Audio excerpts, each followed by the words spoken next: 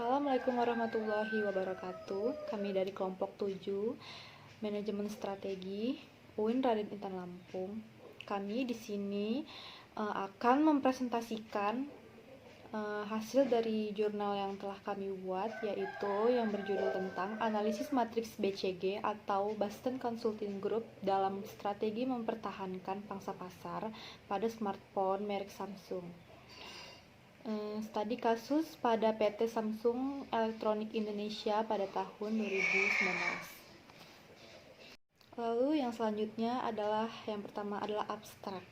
Tujuan dari penelitian ini adalah untuk mengetahui bahwa posisi Samsung Electronics Indonesia pada matriks BCG atau Boston Consulting Group serta merumuskan strategi dalam mempertahankan pangsa pasarnya. Lalu yang selanjutnya adalah pendahuluan. Yang pertama adalah latar belakang. Seiring berkembangnya waktu, pengguna smartphone pada zaman dahulu hanya sebatas digunakan oleh kalangan-kalangan yang elit. Namun pada saat ini penggunaan sudah merambah ke berbagai kalangan masyarakat halayak ramai, yaitu mulai dari anak-anak hingga orang tua. Masyarakat pun sudah banyak yang menggunakannya. Hal ini tentunya karena kegunaan smartphone Samsung ini sangat multifungsi dan juga digunakan sebagai sarana untuk mendapatkan informasi. Oleh karena itu, kelancaran suatu perusahaan sangat tergantung pada manajemennya, yaitu dalam menyusun strategi pemasaran yang akan datang, baik dalam jangka pendek maupun jangka panjang. Objek penelitian dari penulisan ini adalah PT Samsung Electronics Indonesia yang merupakan perusahaan manufaktur elektronik asal Korea Selatan yang telah berdiri selama puluhan tahun di Indonesia, yaitu untuk mempertahankan atau meningkatkan penguasaan pasar tersebut, Samsung perlu mengetahui posisi perusahaannya dalam industri smartphone, karena tujuan perusahaan adalah untuk memaksimalkan nilai perusahaan dan mencapai hasil kerja yang maksimal bagi perusahaan. Baik, yang selanjutnya akan dilanjutkan oleh rekan saya. Tujuan dari matriks BCG yang pertama adalah mengembangkan strategi pangsa pasar portofolio produk berdasarkan karakteristik cash flow-nya. Yang kedua, mengembangkan portofolio perusahaan sehingga jelas kekuatan dan kelemahan itu. Yang ketiga adalah memutuskan apakah perlu meneruskan investasi untuk produk yang tidak terlalu menguntungkan. Yang keempat, mengalokasikan anggaran pemasaran produk guna memaksimalkan cash dan flow jangka panjang. Yang kelima, mengukur kinerja manajemen berdasarkan kinerja produk pasar. Keuntungan terbesar dari matriks BCG adalah ia menarik aliran kas serta karakteristik investasi dan kebutuhan berbagai divisi perusahaan. Dalam organisasi, tidak ada perputaran yang sejajar. Di divisi-divisi dari perusahaan itu sendiri berevolusi dari waktu ke waktu. Misalnya anjing menjadi tanda tanya menjadi bintang menjadi sapi perah menjadi anjing lagi, dan semuanya berputar seperti itu. Itu terus selama divisi itu masih bertahap. Yang D, mengumpulkan data statistik yang digunakan untuk melakukan analisis. Yang pertama, data penjualan tahunan tiap produk. Yang kedua adalah data penjualan kompetitor untuk produk yang sama. Yang ketiga adalah tingkat pertumbuhan tahunan produk dalam bentuk persen. Yang ke E, menghitung pangsa pasar relatif, yaitu dengan cara membagi penjualan tahunan terhadap total penjualan kompetitor. Jika pangsa pasar sama dengan 1, artinya itu perusahaan memiliki pangsa pasar yang sama dengan kompetitor utamanya. Apabila pangsa pasar kurang dari 1, itu artinya perusahaan itu memiliki pangsa pasar yang lebih kecil daripada kompetitor utamanya. Yang ketiga, apabila pangsa pasar lebih besar daripada 1, itu artinya perusahaan memiliki pangsa pasar yang lebih besar daripada kompetitor utamanya. Saya akan melanjutkan materi selanjutnya, yaitu tentang strategi yang dapat diterapkan perusahaan saat berada pada posisi kuadrat. Strategi adalah rencana lengkap untuk mencapai tujuan organisasi menurut Given tahun 2016. Adapun penjelasannya sebagai berikut. Yang pertama adalah strategi integrasi. Strategi integrasi itu ada 4, yaitu integrasi ke depan, belakang, horizontal, dan vertikal. Yang pertama adalah strategi integrasi ke depan, yaitu memperoleh kepemilikan atau kendali yang lebih besar atas fungsi perantara atau distributor. Yang kedua yaitu integrasi ke belakang, yaitu mengupayakan kepemilikan atau kendali yang lebih besar atas pemasok. Dan yang ketiga yaitu integrasi horizontal, yaitu mengupayakan kepemilikan atau kendali yang lebih besar atas pesaing yang dilakukan melalui akuisisi, merger, dan pengambil alihan di antara pesaing. Yang keempat yaitu integrasi vertikal, yaitu pengupayaan kepemilikan atau kendali yang lebih besar atas distributor, pemasok, dan pesaing. Yang kedua adalah strategi insentif, yaitu ada penetrasi pasar, yaitu mencari pangsa pasar yang lebih besar untuk produk dan jasa. Dan yang kedua yaitu ada pengembangan pasar, yaitu memperkenalkan produk atau jasa ke wilayah baru. Dan yang ketiga yaitu ada pengembangan produk, yaitu mengupayakan peningkatan penjualan baik produk dan jasanya. Selanjutnya yang ketiga yaitu ada strategi diversifikasi. Strategi diversifikasi itu ada 2, yaitu diversifikasi terkait, yaitu menambah produk atau jasa yang baru namun masih berkaitan. Yang kedua yaitu diversifikasi tidak terkait, yaitu menambah produk atau jasa baru namun tidak berkaitan.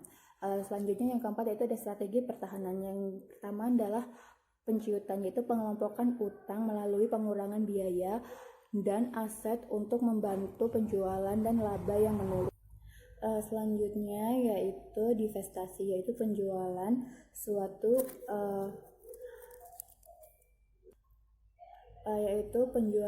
divisi atau bagian dari sebuah organisasi yang bertujuan untuk mendapatkan modal untuk akuisisi atau investasi strategi lainnya.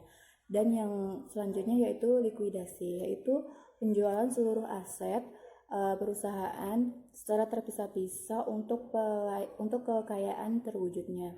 Yang C yaitu metode penelitian. Jenis penelitian yang kami gunakan pada penelitian kami yaitu menggunakan metode deskriptif, yaitu metode yang digunakan untuk menganalisis data yang telah terkumpul sebagaimana adanya tanpa bermaksud membuat kesimpulan yang berlaku untuk umum atau generalisasi. Yang B yaitu teknik pengumpulan data. Pada penelitian kami menggunakan teknik pengumpulan data, yaitu menggunakan data sekunder, yaitu berdasarkan dokumen tertulis berupa hasil penjualan dan pangsa pasar PT Samsung Electronics Indonesia berasal dari situs global smartphone, shipment, dan market share. Jelaskan mengenai poin F, yaitu hasil penelitian dan pembahasan. Jadi hasil penelitian dan pembahasan diketahui bahwa PT Samsung memiliki penjualan tahun 2019 sebanyak 76.600.000 unit. Kemudian memiliki penjualan sebanyak 71.500.000 unit pada tahun 2018. Melalui hasil penjualan tersebut dapat dihitung melalui rumus total penjualan tahun sekarang dikurang dengan total penjualan tahun lalu dibagi dengan total penjualan tahun lalu. Kemudian dikalikan 100 dengan hasil 76.600.000 unit dikurang dengan 71.500.000 unit dibagi dengan 71.500 unit dikali 100 dengan hasil 7,13%. Artinya tingkat pertumbuhan pasar penjualan Samsung sebanyak 7,13% berada dalam posisi pertumbuhan yang sedang. Kemudian selanjutnya mencari pangsa pasar relatif dibandingkan dengan pesaing potensialnya. Huawei diperkirakan pada tahun 2018 dan 2019 menjadi pesaing potensial Samsung. Kemudian cara menghitungnya adalah pangsa pasar 2019, yaitu total penjualan Samsung tahun 2019 dibagi dengan total penjualan Huawei 2019 dengan hasil 76.600.000 dibagi dengan 56.700.000 dengan hasil 1,35 kali, yang menandakan bahwa pangsa pasar Samsung memiliki nilai lebih dari 1 dan dapat dikategorikan dengan nilai yang tinggi. Lalu berdasarkan perhitungan tersebut, matriks BCG PT Samsung berada pada posisi Casco. Dari nilai maksimal pertumbuhan penjualan 20%, diperoleh nilai 7,13%. Asumsi nilai kasko apabila perusahaan dalam pertumbuhan 0 sampai 10% dan pangsa pasar 1 hingga 10 kali. Itu artinya perusahaan menghasilkan kas yang melebihi kebutuhan dan sering diperah. Dalam posisi ini, sebaiknya perusahaan mampu mengelola dana. Kemudian, cara atau strategi lainnya yaitu dengan pengembangan produk dengan strategi intensif yang mengupayakan peningkatan penjualan melalui perbaikan produk atau pengembangan produk. Selain itu, diversifikasi juga bisa diterapkan. Alternatif lainnya, berhubung aliran kas di dalam posisi tinggi, maka perusahaan harus berhati-hati dalam berinvestasi. Samsung juga harus waspada terhadap pesaingnya. Strategi-strategi yang telah diterapkan juga dapat diterapkan kembali. Dengan begitu, strategi tersebut dapat membantu Samsung dalam mempertahankan pangsa pasarnya. Kemudian juga dapat membantu Samsung dalam meningkatkan pertumbuhan penjualannya. Poin terakhir yaitu kesimpulan. Poin pertama dari kesimpulan ini adalah matriks BCG PT Samsung Elektronik Indonesia ini digunakan untuk mengetahui posisi perusahaan Samsung pada tahun 2019 di antara perusahaan pesaing dengan melihat tingkat pertumbuhan dan pangsa pasarnya dengan cara diuji atau diperhitungkan. Lalu poin kedua yaitu dari hasil perhitungan matriks BCG tersebut, PT Samsung Elektronik Indonesia pada tahun 2019 memiliki tingkat pertumbuhan penjualan sebesar 7,13% dan pangsa pasar relatif sebanyak 1,31 kali tahun 2018 dan 1,35 kali tahun 2019. Hal ini menunjukkan bahwa Samsung berada pada pertumbuhan pasar yang sedang dan pangsa pasar relatif yang tinggi karena nilainya lebih dari 1. Kemudian poin ketiga yaitu matriks BCG PT Samsung Elektronik Indonesia berada pada posisi kasko yang mengindikasikan PT Samsung Elektronik Indonesia memiliki kas yang memiliki kebutuhan. Lalu yang terakhir yaitu strategi yang dapat diterapkan Samsung untuk tetap bertahan dalam posisi pangsa pasar tertinggi sesuai dengan kuadrannya, yakni menggunakan strategi pengembangan produk, strategi diversifikasi, kemudian Samsung juga harus berhati-hati ketika akan melakukan investasi. Sekian yang dapat saya jelaskan. Assalamualaikum. Kemudian saya akan menjawab beberapa pertanyaan yang telah diajukan. Yang pertama, apakah jurnal sudah selesai? Jurnal yang kami kerjakan saat ini sudah selesai. Lalu rencana jurnal disubmit kemana? Kami sudah berusaha mencari beberapa tempat atau kampus untuk melakukan submit jurnal kami. Lalu, apakah sudah regis dan melakukan kontak dengan editor? Saat ini kami sudah melakukan regis di beberapa kampus dan juga sudah melakukan kontak dengan editor. Namun, beberapa ada yang merespon dan beberapa ada yang tidak merespon.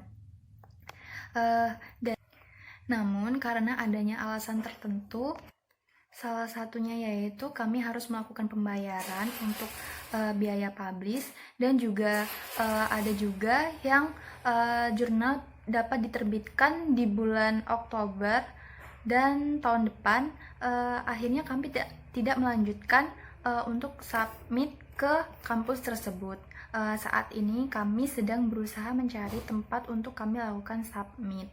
Baik, sekian yang dapat saya sampaikan. Saya akhiri. Wassalamualaikum warahmatullahi wabarakatuh.